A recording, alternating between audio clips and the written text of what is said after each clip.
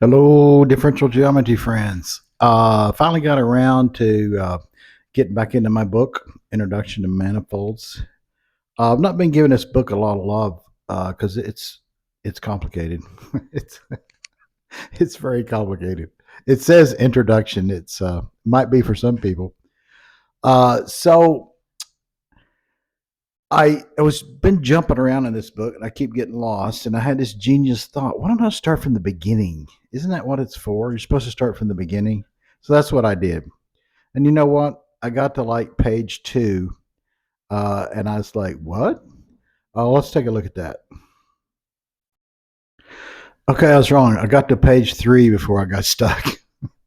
It says smooth functions on Euclidean space. The calculus of C infinity functions will be our primary tool for studying higher dimensional manifolds.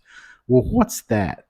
I don't know what that is. All right, so I had to stop and learn what that is, and he gives a great example in here, and we're going to do that one.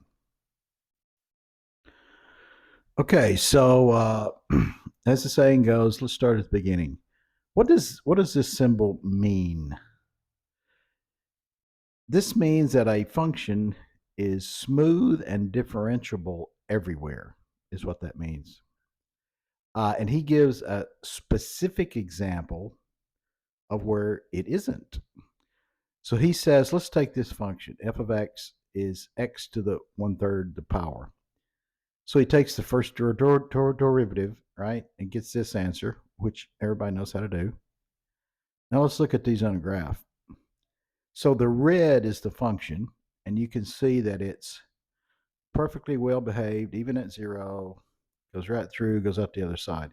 The blue is the first derivative, and it blows up at zero, which obviously it would because it's got a negative exponent. So here's the way I understand this, and jump in if I'm wrong. Thus, the function is smooth at no derivative.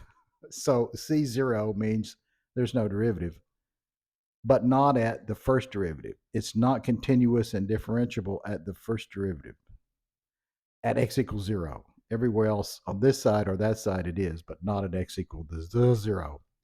He goes on further to show another example where he says, let's take another function, the g of x, which is going to be the integral of the function that we had before. So he's just putting t in for x. 1/3 takes the integral of 0 to 3. We get this answer, right? So now it's the inverse. Thus, g of x is continuous and differentiable with its first derivative at x equal to 0, but not c2, which would be the blue guy, right? So the first derivative, the antiderivative, in other words, is the red curve. So you write that as c1. But when you take the second derivative, that was the first derivative of the first one we did, which it blows up at zero. Anyway, I thought that was interesting, and I learned something about math notation. Wasn't that fun? See you later.